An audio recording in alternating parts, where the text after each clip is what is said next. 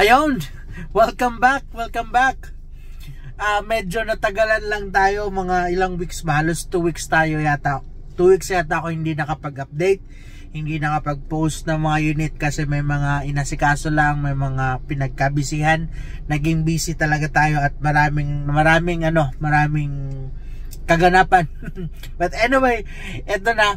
Ang plano ko sana next week pa ako magpo-post. Monday ako mag-i-start. Pero eto na si Sir, hindi na makapaghintay. Sabi niya, Sir, dalhin ko na to sa'yo kasi kailangan ko na po talaga ng pera. Eto na, Toyota Innova po ito, 7-seaters at murang-mura po ito. Actually, na-feature ko na po ito last time. Parang ang unang benta niya is 330. So, 330. Tapos meron pang issue na parang may tumutunog sa harap. Tapos ngayon, after mga ilang weeks, bumaba. Sabi niya, Sir, okay na ako kahit 300,000. Tapos, pina-repair ko na rin yung tumutunog sa harap. So, sabi niya, nagpalit lang daw ng basta may something na pinalitan. Gumastos lang daw siya ng nasa 5,000 pesos. So, ngayon, wala na yun na tumutunog na. Spark plug pala. Yun yung pinalitan niya, spark plug. So, wala na yun na tumutunog. Smooth na. Ang ganda-ganda na gamitin. Tapos, napakatahimik na talaga na makina. So, ito, mas lalo pa siyang bumaba sa presyo niya. 300,000 sabi niya, Sir Ton, kahit babaan pa po natin. So last offer is 280,000. Then sa 280,000 na yan, kami na po ang bahala mag-interior and exterior detailing. Pero meron lang syempre mga konting issues na kailangan ko sa inyo ipakita. Okay? Syempre, medyo mababang year model nito. Pwede na to sa mga beginner, sa mga nagsisimula na pamilya na gusto ng 7-seaters. At ito bang malupit, Toyota Innova ito. Okay? Ito na, pakita ko sa inyo ang interior. So, dito namin nakita na ako na issue. Ito, wala na daw ang cover nito. Pero again, very basic lang naman yan eh. Gamitan mo lang yan. Pwede mo na lang yan lagyan ng mga documents dyan. Tapos, ito ang glove compartment naman niya. Okay? Tapos, dito, ito na napansin ko. Tumutunog siya, pero pag ginalaw mo yung volume, yan o.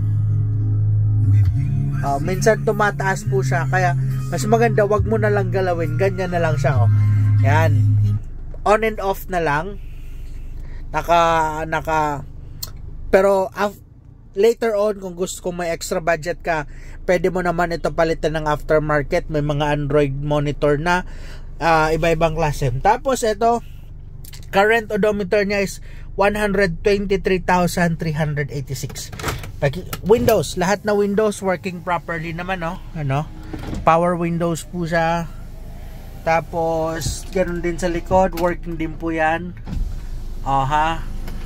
Ganun din sa kabila. Ito kabila, working din po. Okay, then ito, mayroon na rin siyang dashcam, kasama na rin yan. Naka central lock din po siya. Then yung side mirror niya, tingnan natin kung gumagalaw pa yung side mirror niya. Ganun din sa kabila. Yun, gumagalaw pa. Ayan. Then ito, ang ganda kasi naka beige ang interior niya.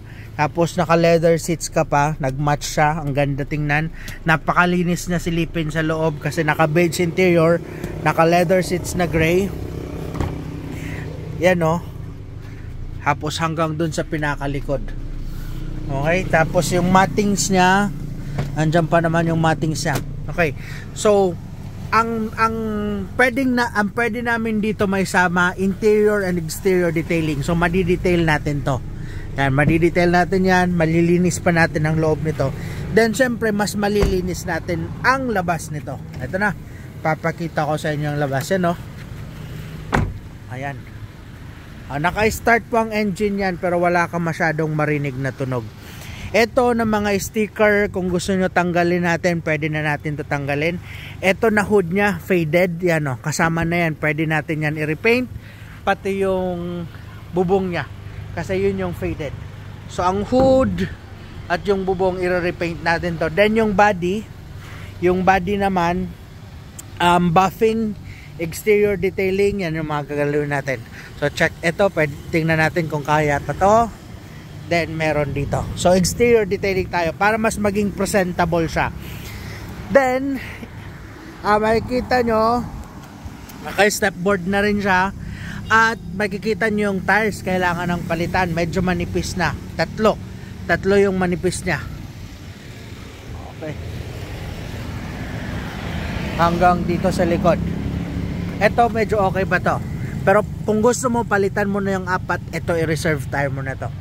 Meron na akong natanong kung Yokohama ang gusto mo, nasa 4,000 yung isa.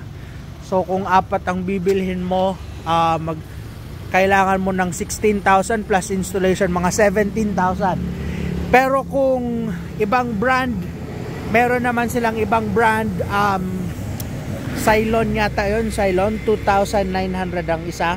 So gagastos ka ng mga nasa 13,000 lang, mapapalitan na lahat na tires mo, bago na lahat. Okay, so ano ba? Yan yan ang interior. Tapos ang ganda niya kasi may wooden panel siya. Malamig ang aircon. Yung tint kailangan lang din natin ipaayos. Pwede natin yan isabay na tint niyan. Yan, kailangan lang natin konting touch up lang nito sa loob. Okay? Yan. So ito for cash buyers na lang ito, since this is 2007 model, manual transmission, gasoline engine. So if ever interested kayo dito, pwede nyo ito i-test drive agad-agad. Pwede nyo agad kami tawagan, tapos masilip itong sasakyan na to. Again, this is 2007 model, Toyota Innova G variant, manual transmission, gasoline engine 2.0. So ang asking price is 280,000, kasama na po ang interior at exterior detailing. Hindi lang kasama yung tires. Okay? Sa documents naman, updated po yung rehistro nito, kaya wala na akong isipin, gagamitin na lang. So kami na rin ang bahala sa deed of sale, kami na rin ang bahala magpanotaryo. So gagamitin nyo na lang talaga siya. So if ever interested kayo, tawag agad kayo. Next week abangan nyo, marami kaming i-upload na units.